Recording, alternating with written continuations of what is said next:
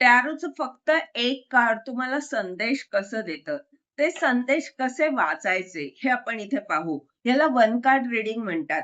टॅरोमध्ये 78 cards असतात, तर त्यातली आपण पिसून प्रश्न विचारून एक कार्ड आपण काढणार आहोत. तर तसं हे कार्ड आपण एक काढलंय आणि ते कार्ड कसं वाचायचं, तर वर अंक काय आहे हे पाहायचं. खाली काय लिहिलंय, नाव काय आहे. कार्डचं नाव लिहिलंय का कप, वॉन्ड, सॉर्ड असं लिहिलंय. जर कप, वॉन्ड, सॉर्ड किंवा पेंटॅकल लिहिलेलं असेल तर ते मायनर कार्ड आहे. म्हणजेच काय, तर ते रोजच्या जीवनातल्या गोष्टीबाबत सांगत आहे, जी ऊर्जा तुमची 1-2 दिवसासाठी राहू शकते. तर ही इथे व्यक्ती अशी उदास दिसते.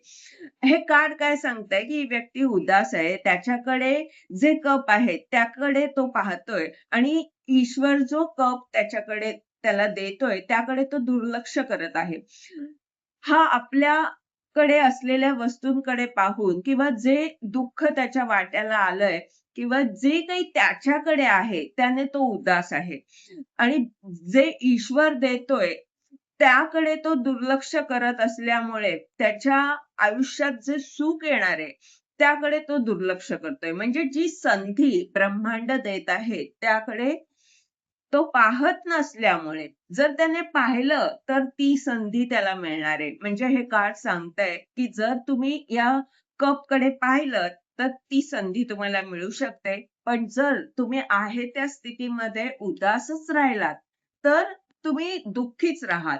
म्हणूनच हे कार्ड आपल्याला काय संदेश देतं, तर तुम्हाला जी संधी ब्रह्मांड देत आहे किंवा ईश्वर जे वेगळं काहीतरी तुमच्या बाबतीत घडवत आहे, त्यावर विश्वास ठेवा, सकारात्मक राहा आणि त्या नव्या गोष्टीचा सुद्धा स्वीकार करा.